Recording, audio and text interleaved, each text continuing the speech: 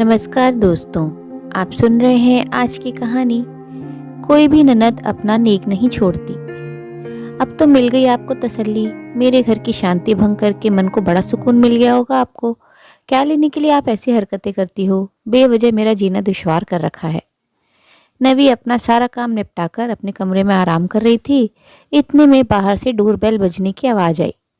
आवाज़ सुनते ही नवी बड़बड़ाती हुई दरवाज़ा खोलने गई, लेकिन दरवाजे पर शायद कोई बेसब्री इंसान खड़ा था। उसे बिल्कुल भी सब्र नहीं था, इसलिए शायद डोर बेल पर उंगली रखकर हटाना भूल गया। जैसे ही नवी ने दरवाज़ा खोला तो सामने अपनी ननद श्रेया को देखकर उसका मूड ऑफ हो गया। कहाँ तो सोचा था सारा दिन पर आराम करेगी, पर अब तो हो गया आराम। हालांकि ऐसा कभी नहीं था कि वो ननद के आने पर खुश हुई हो या उसके लिए आगे से आगे बढ़कर काम किया हो। नमस्ते। ननद को बस नमस्ते किया और हॉल में बिठाकर अपने कमरे में चली गई। वहां जाकर अपने पति शिवम को कहा, चलो बाहर, तुम्हारे कर्जदार आ गए हैं, जाओ जाकर उन्हें हैंडल करो। उसकी बात सुनकर शिवम हैरानी से बोला, कर्जदार? कैसे कर्जदार हैं? मैंने तो किसी से कर्जा नहीं लिया है। फिर कौन आया है? उसकी बात सुनकर नवी मुंह बिगाड़ते हुए बोली, अच्छा, फिर तुम्हारी बहन आए दिन यहाँ क्या लेने आती है? ना खुद चैन से रहती है, ना हमें चैन से रहने देती है। अरे दीदी आई हैं तो खुश होने की जगह ऐसी उटपटांग बातें क्यों कर रही हो? शिवम खुश होते हुए बोला, दीदी तुम्हारी है, मेरी नहीं। और वैसे भी इन्हें मेरे संडे बर्बाद करके पता नहीं क्या मिलता है। अभी आप बैठे क्या हो? जाओ उनके पास, मैं थोड़ी देर आराम करना चाहती हूँ। अरे आराम करना है तो कर लेना, किसने मना किया है तुम्हें? तुमने पानी वगैरह तो पकड़ा दिया ना उन्हें। तुम्हारी बहन है, तुम खुद कर लो, मुझे आराम करने दो। नवी आंखें तरेरते हुए बोली। शिवम उसके आगे कुछ नहीं कह पाया और सीधे कमरे से बाहर निकलकर बाहर आ गया। बाहर श्रेया को बैठा देखकर शिवम उसके पास आया और उसके पैर छूकर बोला, कैसी हो दीदी आप? अकेले आए हो? डॉल को भी साथ ले आते। बस मैं ठीक हूँ, डॉल आज अपनी दादी के साथ मंदिर गई है। तू बता, तू कैसा है?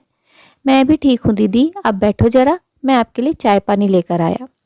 श्रेया ने कुछ नहीं कहा। जानती थी कि उसका आना नवी को पसंद नहीं था, पर भाई के प्यार का मोह था, उस मोह में बंधी हुई थी, इसलिए हर महीने एक बार जरूर उससे मिलने आ जाती थी।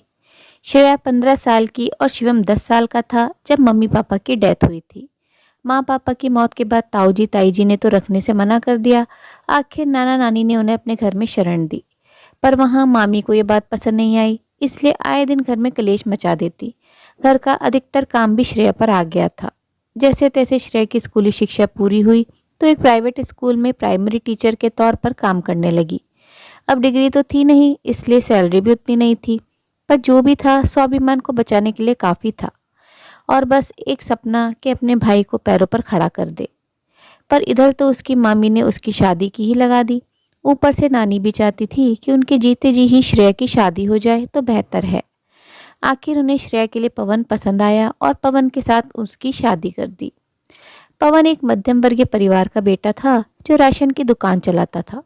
इतना तो कमा ही लेता था कि अपना और अपने परिवार का पेट अच्छे से पाल ले। ऊपर से श्रेया भी टीचर थी। दोनों पति पत्नी मिलकर घर को अच्छे से संभाल रहे थे। इधर शिवम की स्कूली पढ़ाई पूरी हो गई थी। वो इंजीनियरिंग करना चाहता था, पर इस दौरान नाना जी की मृत्यु हो गई। अब नानी तो खुद मामा मामी पर आश्रित हो गई थी। ऐसे में उसकी पढ़ाई का खर्चा कैसे निकलता? ऐसे में श्रेया ने शिवम की पढ़ाई का जिम्मा उठाया था। इसके लिए श्रेया होम ट्यूशन तक लेने लगी थी। उसे अपने भाई को पैरों पर खड़े होते देखना था, इसलिए वो खूब मेहनत कर रही थी।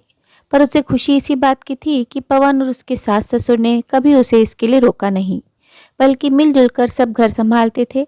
इस कारण शिवम अपनी दीदी जीजा जी का बहुत सम्मान करता था और आखिर उसकी मेहनत रंग लाई। शिवम पढ़ लिख कर इंजीनियर बन गया और एक मल्टीनेशनल कंपनी में जॉब करने लगा। वहीं उसे अपने साथ काम करने वाली नवी पसंद आ गई और उसने नवी से शादी कर ली। नवी को श्रेया का घर पर आना बिल्कुल पसंद नहीं था। उसे लगता था कि ये लोग लोअर क्लास को बिलोंग करते हैं, उनका कोई स्टैंडर्ड नहीं है। कहाँ नवी और शिवम का अच्छा खासा पैकेज और कहाँ श्रेया और उसके पति मध्यम वर्गीय परिवार के लोग। कहीं से कहीं तक तो कोई मेल ही नहीं था। ये बात श्रेया भी अच्छे से समझ रही थी। इस कारण उसने धीरे धीरे शिवम के घर आना कम कर दिया। जब नवी और शिवम ने अपने नए फ्लैट का मुहूर्त किया, तब श्रेया अपने साथ सुंदर बंधनवार लेकर आई थी। साथ ही नीम के पत्ते और अशोक के पत्तों को बंधनवार अपने हाथों से बनाकर लाई थी। खुशी खुशी वो उस बंधनवार को घर के मुख्य द्वार पर लगाने लगी तो नवी ने टोक दिया, ये आप क्या कर रही हो? इसे यहाँ क्यों लगा रही हो? अचानक नवी के टोकने पर श्रेया एक पल के लिए बंधनवार लगाती लगाती रुक गई, पर फिर बोली, नवी, ये पत्तों के बंधनवार तो बहुत शुभ होते हैं, इन्हें दरवाजे पर ही लगाया जाता है। हर शुभ कार्य में हमारी हिंदू संस्कृति के हिसाब से इन्हें मुख्य दरवाजे पर लगाया जाता है, जिससे सकारात्मक ऊर्जा घर में आए और घर में सुख, संपदा, यश, कीर्ति और शांति का वास हो। मैं नहीं मानती इन ढकोसलों को। आप दरवाजे पर ये सब ओल्ड फैशन चीजें नहीं लगाएंगी। आपको आपका नेक चाहिए ना, मैं आपको दिलवा दूंगी, पर भगवान के लिए मेरे घर को गंदा मत कीजिए। नबी की बात सुनकर श्रेया हैरान रह गई। पर मैं यहाँ नेक लेने नहीं आई हूँ। आप ये सब क्यों कर रही हैं? सब समझ में आता है, कोई भी ननद अपना नेक नहीं छोड़ती। सभी इसी लालच में ये सब करती हैं। श्रेया कुछ कहने को हुई, तभी उसका ध्यान पवन की तरफ गया। पवन ने इशारे से बंधनवार लगाने के लिए मना कर दिया। श्रेया ने उन बंधनवारों को मन महसूस कर वापस अपने बैग में रख लिया। जब ये बात शिवम को पता चली तो दोनों वहीं रिश्तेदारों के सामने ही लड़ पड़े। ये देखकर श्रेया को बिल्कुल अच्छा नहीं लगा, तो उसने उन दोनों को चुप कराने की कोशिश की, पर नवी उस पर ही इल्जाम लगाते हुए कहा, अब तो मिल गई आपको तसल्ली। मेरे घर की शांति भंग करके मन को बड़ा सुकून मिल गया होगा आपको। क्या लेने के लिए आप ऐसी हरकतें करती हो? बेवजह मेरा जीना दुश्वार कर रखा है। इतना सब कुछ हंगामा हो जाने के बाद पवन जी श्रेया को लेकर घर आ गए। उस दिन के बाद पवन जी ने तो कभी भी उनके घर में कदम नहीं रखा, पर श्रेया तो भाई के प्यार से बंधी हुई थी, इसलिए अब महीने में एक बार ही आती थी। इतने में शिवम चाय बना कर ले आया।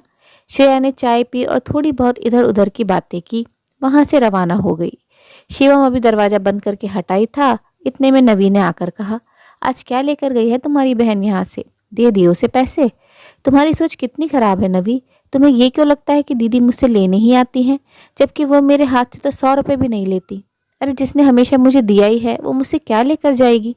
उसकी बात सुनकर नवी मुंह बनाते हुए बोली, अगर तुम्हारी बहन पुराण हो गई हो तो जरा मुझे भी शॉपिंग करवा दो। अगले हफ्ते मेरे भतीजे चीकू का मुंडन समारोह है, उसके लिए महंगे गिफ्ट तो लेकर जाऊंगी।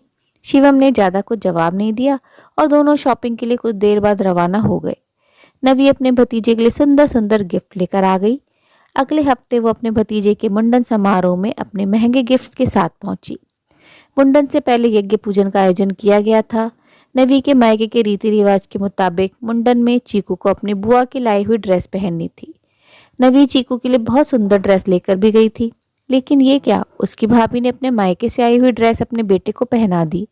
ये देखकर नवी ने कहा, भाभी, मुंडन से पहले पूजन में भतीजा तो बुआ की लाई हुई ड्रेस पहनकर ही बैठता है, फिर आपने अपने मायके वालों की ड्रेस क्यों पहना दी? ये सुनकर उसकी भाभी ने कहा, अरे नवी, तुम क्यों नाराज हो रही हो? मेरी मम्मी कितनी सुंदर ड्रेस लेकर आई थी, मुझे बहुत अच्छी लगी, इसलिए मैंने चीकू को वो ड्रेस पहना दी। पर भाभी, रिवाज के मुताबिक तो चीकू को मेरी लाई हुई ड्रेस पहननी थी। मैं भी तो उसके लिए इतनी सुंदर ड्रेस खरीद कर लाई हूँ। नवी, क्यों बात का बतंगड़ बना रही हो? माना कि तुम भी ड्रेस लेकर आई हो, लेकिन मुझे तो मेरी मम्मी की लाई हुई ड्रेस ही पसंद आई है। और रही बात तुम्हारे नेक की, तो वो मैं तुम्हें दिलवा दूंगी। भाभी की बात सुनकर नवी हैरान रह गई और थोड़ी गुस्से से बोली, मैं ये सब कोई नेक के लिए नहीं कर रही हूँ। ओह कम ऑन नवी, जहाँ तक मुझे पता है नंदे ये सब नेक लेने के लिए ही करती हैं और हमेशा अपने मायके कुछ न कुछ लेने ही आती हैं। उस दिन तुमने ही तो अपनी ननद से कहा था जब वो तुम्हारे फ्लैट के इनॉग्रेशन में आई थी। नवी की भाभी तो ये बात कहकर अपने बच्चों को गोद में लेकर चली गई, पर नवी ये सब सुनकर शॉक्ड रह गई। आखिर उसकी भाभी ने गलत भी क्या कहा था? उसने तो उसे आईना दिखाया था। उस दिन उसकी ननद जिस जगह खड़ी थी, आज वो भी उसी जगह पर खड़ी है। सच है, कर्म लौट कर आते हैं। सच है, जब तक इंसान को कोई झटका नहीं लगता, उसे अपनी गलती का एहसास नहीं होता। नवी को अपनी गलती का एहसास हो चुका था, इसलिए जब इस बार श्रेया शिवम से मिलने के लिए आई तो नवी ने उसका अच्छे से स्वागत किया। ये देखकर श्रेया के साथ साथ शिवम भी हैरान था, क्योंकि शिवम को तो नहीं पता कि नवी के मायके में क्या हुआ था। लेकिन दोनों भाई बहन खुश थे। आखिर आज बहन का मायका आबाद जो हो गया था। उम्मीद है दोस्तों, भावनाओं से परिपूर्ण रिश्तों के प्रति प्यार भरे दायित्व कैसे निभाते हैं, यह दर्शाती प्यारी सी कहानी आपको जरूर पसंद आई होगी। कहानी अच्छी लगी हो तो अपनी राय कमेंट बॉक्स में जरूर साझा करें और अपने मित्रों प्रियजनों के साथ भी शेयर जरूर करें। दोस्तों, आपसे अनुरोध है, अगर आप चैनल पर नए हैं तो ऐसे ही नई नई जीवन से जुड़ी कहानियाँ सुनते रहने के लिए चैनल को सब्सक्राइब जरूर करें। कहानी अंत तक सुनने के लिए आप सभी का दिल से बहुत बहुत शुक्रिया। तो फिर मिलते हैं अगली कहानी में, तब तक के लिए आप लोग अपना ध्यान रखिए, खुश रहिए, ऐसे ही कहानियाँ सुनते रहिए।